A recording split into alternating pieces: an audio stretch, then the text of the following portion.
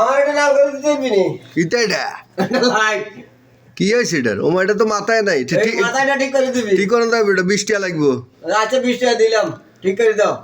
আচ্ছা আচ্ছা, যাই আমরা ঠিক করুন যাই কিনা। আমাদের ঘরে নষ্ট এলইডির কোনো অভাব নাই, কিন্তু আমরা এগুলো কি করি স্ক্রাবে দিয়ে ফেলি বা আমরা কটকুটি খেয়ে ফেলি। কিন্তু আমরা যদি রেখে দিই একটা থেকে আরেকটা, আরেকটা থেকে আরেকটা কাজে লাগে। কারণ হচ্ছে কোনো এলইডির হয়তো সকেট খারাপ, কোনো এলইডির এলইডি বাল্ব খারাপ, কোনোটা সার্কিট খারাপ।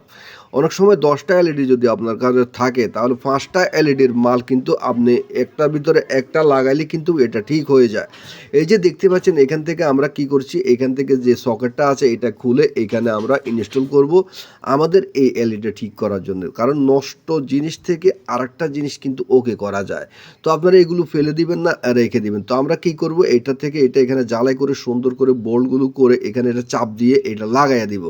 লাগানোর পর আমরা এখন টেস্ট করব এটা জ্বলে কিনা। দেখেন মাত্র 20 টাকা খরচ করে কিন্তু একজন কাস্টমার কিন্তু এটা ঠিক করে নিয়ে যাচ্ছে।